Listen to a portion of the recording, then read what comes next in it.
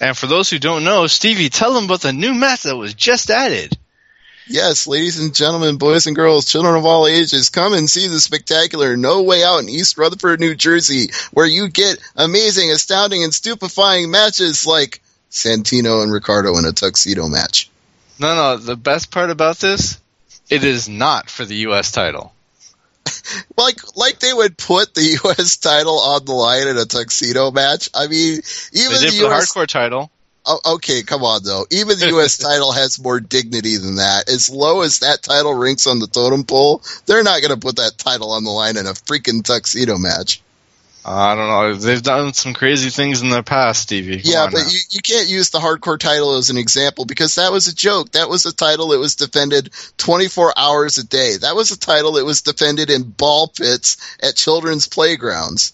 All right, well, let's get your prediction on the tuxedo match. Who's winning it, Santino or Ricardo? Are you serious? I actually have to make a prediction. Yes, you do. On a fucking tuxedo match. Yeah, why not? Oh, Lord. Okay, I want the chat room to get involved in this one, too, because if I got to make a pick on this ridiculous match, then so do they. So I'll just go ahead and say Santino because he's the babyface. Why not? I think Ricardo will win just because he got embarrassed on Raw and the even Steven booking. Usually if the guy wins on the Raw before pay-per-view, he's going over on the pay-per-view. Well, Dag Dog picked Santino. Apparently, he will hit a Cobra and then take off Ricardo's tuxedo.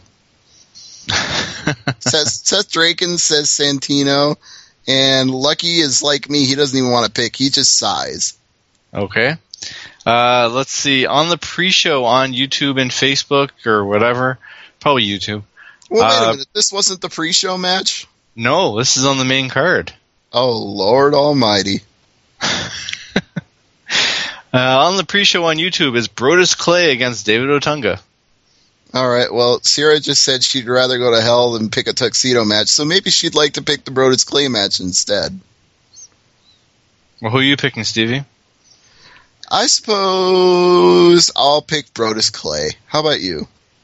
Yeah, I don't think Otunga is going over. If they were going to make a big deal with Otunga going over one of the big guys on Raw, it'd be on the main show. This is a YouTube nothing match. I mean, it doesn't really hurt Otunga, and Brodus Clay, if he loses this on the YouTube pre-show, something's up with his character.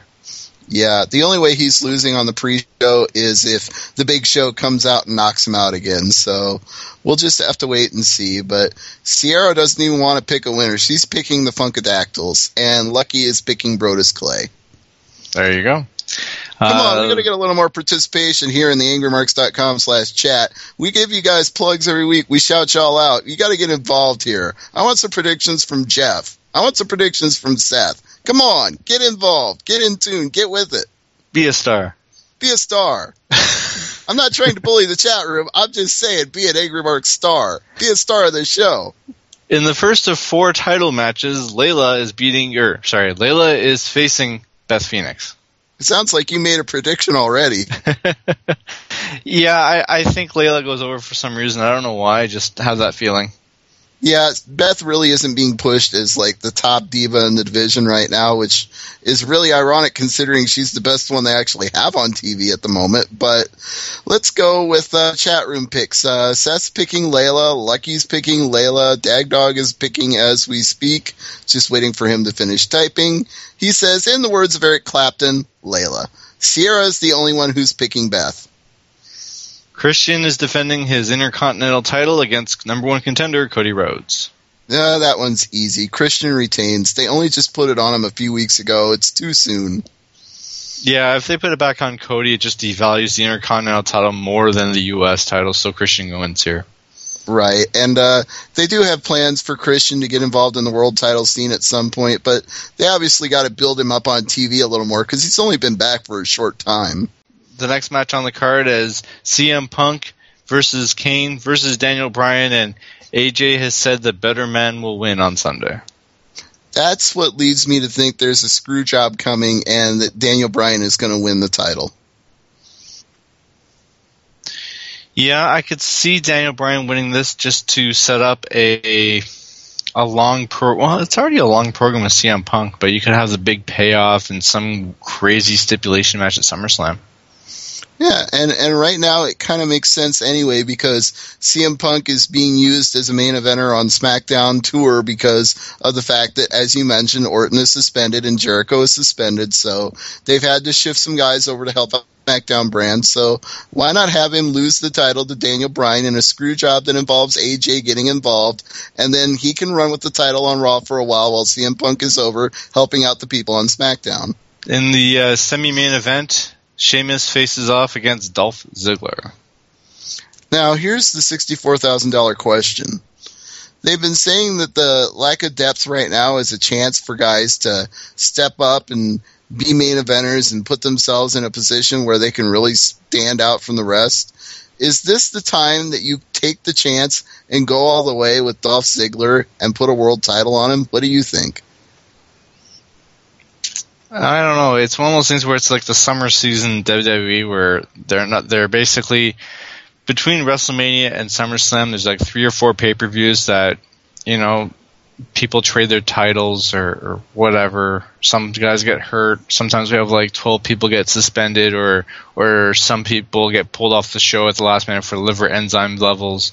But when it comes to this match, I don't think you take the title off Sheamus at this point. If you want to build Ziggler as a legit top-tier contender for that title, have a strong competitive match, have him take Sheamus to the limit, but have Sheamus retain, setting up a match at Money in the Bank where Ziggler wins a briefcase and he cashes in like Edge did a couple years ago when Sheamus has another tough match with someone.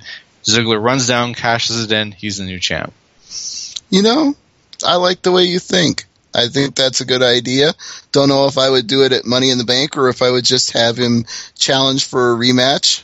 But either way, I can see a long-term program if, like you said, they have Ziggler go all the way to the limit with Sheamus, and he will pull a great match out because we've seen Ziggler just bump like crazy for people to get a match over. So he can go out there and really bust his ass with Sheamus, figuratively and literally, and make him look like $1 million and make himself look like $1 million and come up just short, and Sheamus retains, but Ziggler comes off like a bigger star. So I like that idea. All right, well, let's talk the main event, and for the 5th or 6th straight time, the main event is not a non-title match. Yes, indeed, and it's got the most asinine. I love that word tonight. Asinine stipulation possible. Somebody's getting fired. Only we don't fucking buy it. Nobody believes that anybody gets fired in a loser gets fired match anymore. Seriously, who believes that in 2012? John Cena got fired and was on TV every week. It just doesn't fucking happen. There's no such thing as a loser gets fired match. You have to go all the way back to like WCW or ECW in the 1990s for a loser leaves town or loser gets fired match to actually mean anything. I don't know. I think what they're saying is if you've seen the sheets for the next couple of months on the house shows, they're calling John Laurinaitis the assistant to the board of directors? Yeah, so he's probably losing and getting a new job title. They'll just rehire him to do something else. Do you think they'll put Teddy in charge? I mean, I really don't understand why they keep on burying Teddy on the shows every week. Well, that's because they're not stars. They're bullies. True. They get their jollies out of bullying Teddy Long because, again, when stuff happens on TV, you're seeing the mind of Vince McMahon. When they put him in a maid's outfit with a big sticker on it that says, "Hi, my name is Teddy," that's because Vince McMahon thinks that Teddy Long in a maid's outfit being humiliated is funny. Whatever amuses Vince is what we end up seeing on TV. What do you think is like the next step for John Cena? Do you think this angle with Johnny Ace goes into Money in the Bank and into SummerSlam, or do you think this is the last with the whole someone's getting fired? Do you think this is like the steel cage usually mean the end of a feud, right? But this seems very rushed to me. I don't even like to make predictions on WWE storylines because they changed the script for Raw twice in a weekend and 3 times on Mondays. So I can't tell you if they have a long-term plan in WWE because they don't have a plan that lasts longer than 5 minutes. So I don't want to expect a program for Cena out of this.